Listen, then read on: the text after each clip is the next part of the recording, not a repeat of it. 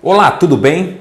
Eu quero trazer aqui uma explicação teológica bíblica sobre a frase do Marco Feliciano que causou uma repercussão nacional, tendo como os principais acusadores os ativistas gays. A frase todo mundo já conhece. Africanos descendem de ancestral amaldiçoado por Noé. Isso é fato. O motivo da maldição é a polêmica.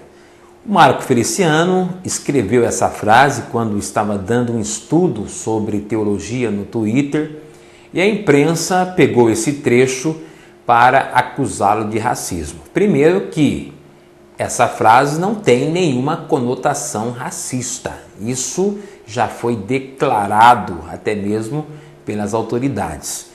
Mas vamos explicar o que é que o Marco Feliciano quis dizer.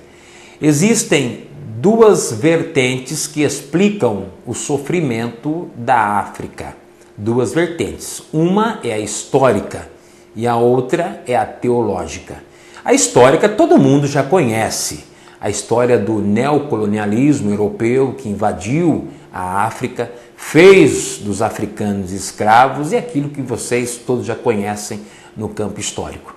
Mas eu quero falar aqui sobre o campo teológico. Dentro da teologia existem também algumas vertentes que explicam o sofrimento do povo africano. E uma das vertentes é essa que eu vou explicar aqui para vocês.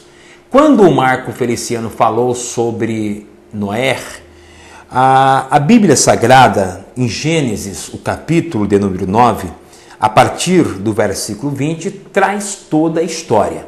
Nós vamos ler apenas o versículo 25, que é o versículo da maldição. Diz assim: E disse, maldito seja Canaã, servo dos servos, seja aos seus irmãos. Pois bem, a história é muito fácil de se entender. O povo que está fazendo tempestade em copo de água.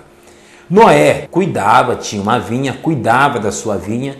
Ele se descuidou, bebeu o vinho de uma forma exagerada, foi para a sua tenda tomando vinho, ficou bêbado e diz a Bíblia que ele se descobriu, ou seja, ficou nu.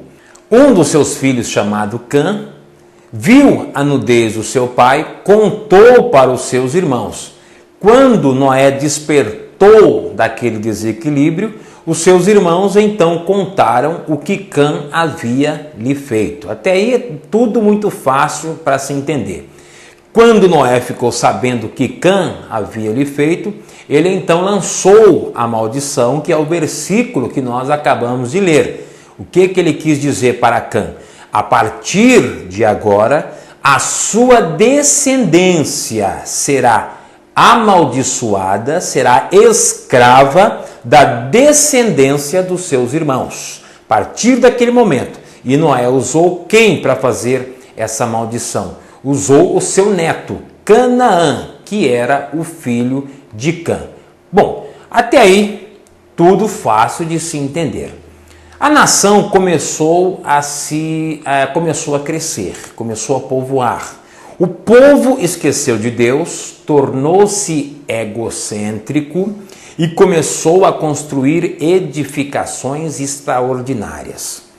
Quando Deus percebeu que o povo estava egocêntrico e queria construir uma torre gigantesca, a chamada Torre de Babel, Deus então entrou em ação e diz o seguinte: já que esse povo fala uma língua só e está querendo se vangloriar com edificações gigantescas, eu vou jogar no meio desse povo aí, eu vou distribuir línguas diferentes para eles se confundirem. E foi isso que Deus fez. Olha aí a origem das línguas.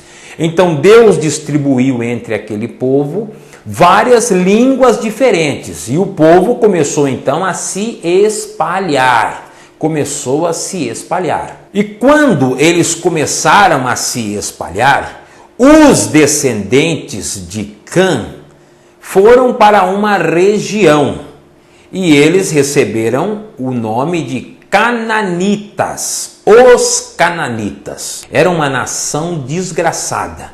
Tudo que não prestava atingia aquele povo. Era fome, pestes, guerras, doenças, misérias.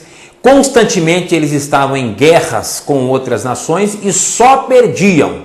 Constantemente eles eram feitos escravos de outras nações. Olha aí a maldição se cumprindo. E alguém pergunta, mas Deus faz uma nação escrava? Lógico que Deus faz. O povo de Israel, que era o povo protegido por Deus, durante muitos anos eles foram escravos de Faraó no Egito. Veja que interessante. Enquanto José era governador no Egito, o povo vivia tranquilamente. Por isso que a Bíblia diz, quando o justo governa, o povo se alegra. Quando José morreu e entrou um faraó que não conhecia a história de José, o povo então começou a ser massacrado. Mas vamos para a história. Quando os cananitas deixaram a Torre de Babel, eles foram para uma região que hoje é considerada a região africana. Aí alguém pergunta, mas como que se sabe disso? É interessante essa pergunta. Você sabe o que significa a palavra Cã, um dos filhos de Noé? Significa negro, escuro. Por isso que 99% dos teólogos dizem que Cã é o pai ancestral dos negros. Isso à luz da teologia.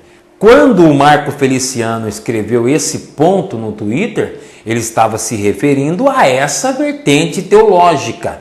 A vertente que explica que os sofrimentos que o povo africano enfrentou, as doenças, as misérias, a escravidão, a fome, a peste, são derivadas dessa maldição que Noé lançou sobre o seu filho Cã. Essa é uma explicação teológica para o sofrimento da região africana. E veja que o Marco Feliciano continua dizendo aqui na sua frase: o motivo da maldição é a polêmica. Por que ele escreveu isso aqui? Porque realmente o motivo pelo qual Cã foi amaldiçoado é polêmico. Porque a Bíblia diz que ele viu a nudez do seu pai. Esse termo, ver a nudez, é interpretado pela maioria dos teólogos e faz sentido, que representa abuso sexual. Por isso que ele foi amaldiçoado. Você já pensou se o Marco Feliciano escrevesse assim: africanos descendem de ancestral amaldiçoado por Noé. E esse ancestral amaldiçoado foi amaldiçoado por cometer um ato de abuso sexual.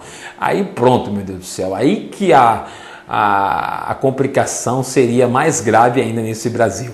Mas é um fato bíblico, uma linha de interpretação teológica.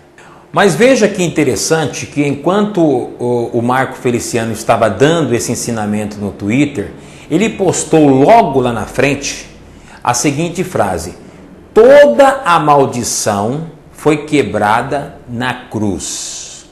Veja que o próprio Marco está dizendo que ninguém é amaldiçoado. Por que o Marco Feliciano está dizendo isso?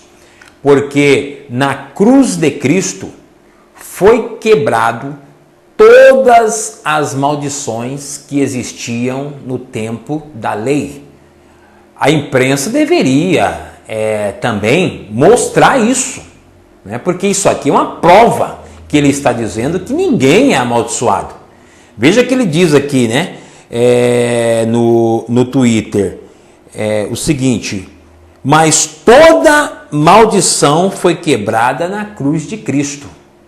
Então aí você vê que realmente é a imprensa quem está fazendo isso aí para tentar tirá-lo de lá.